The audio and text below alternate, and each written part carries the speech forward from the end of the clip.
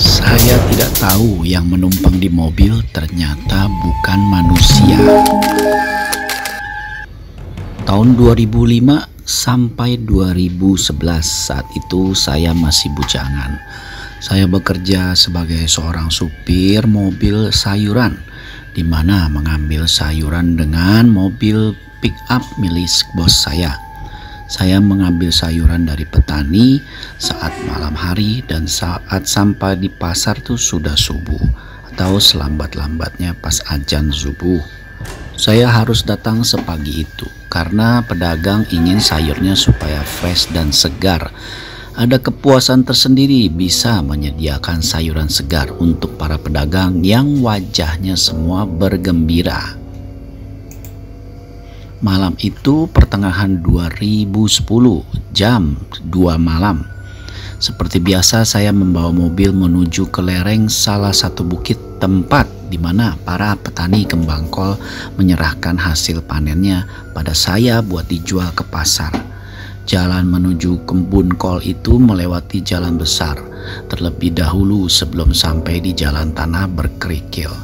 Tapi sewaktu masih berada di jalan besar, dari kejauhan saya lihat beberapa orang sedang menepikan motornya di bahu jalan sambil menengok ke satu arah yang sama. Jalanan yang tadinya lancar perlahan jadi merayap, terhambat orang-orang yang menonton sesuatu. Kecepatan mobil saya saat itu hanya setara orang berjalan kaki karena dikepung para pemotor yang bergerak lambat karena berhenti. Tapi karena itu saya bisa melihat dengan jelas apa yang terjadi. Ada kecelakaan lalu lintas di jalan itu. Saya lihat sebuah motor sudah ringsek dan bodinya terlipat di pinggir jalan. Selain itu ada cairan kental dan gelap yang mengalir di aspal.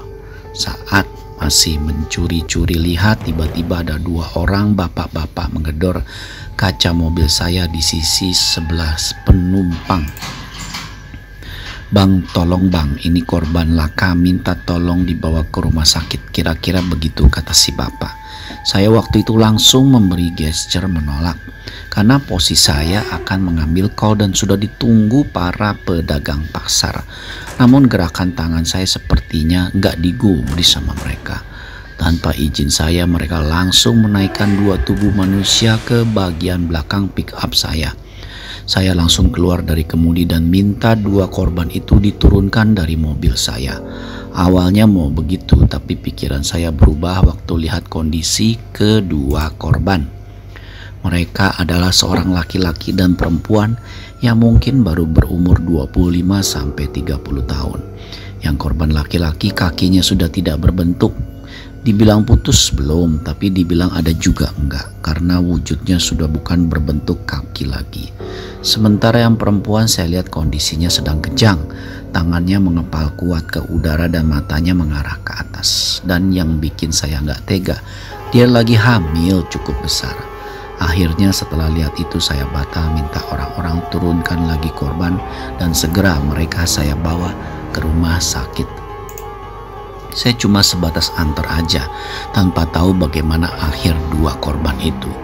Begitu mereka diterima dokter di rumah sakit, saya langsung putar balik kembali ke rute saya buat ambil kol. Tapi keanehannya baru dimulai di sana. Mobil saya terasa berat seperti bawa beban muatan penuh, bahkan berlebih.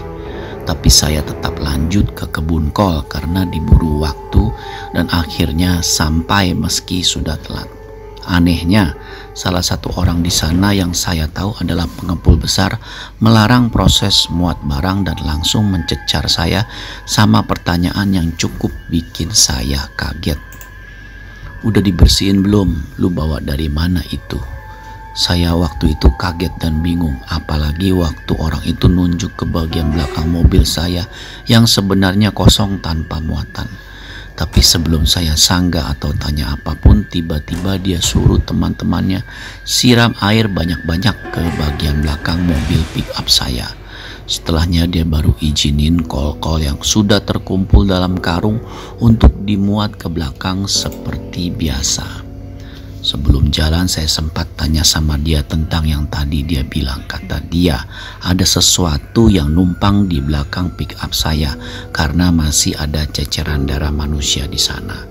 Dia juga nanya kenapa bisa ada darah di pick up saya. Dan baru saat itu saya cerita kalau saya belum sampai di lokasi itu sempat bawa korban laka dulu. Dan memang keadaan korban laki-lakinya berdarah-darah. Kemudian darah yang berceceran itu berasal dari beliau. Pengepul itu sempat bilang sama saya untuk hati-hati dan sebisa mungkin besok langsung cuci bersih mobil pick up saya. Katanya darah manusia itu sangat memiliki daya tarik bagi bangsa jin.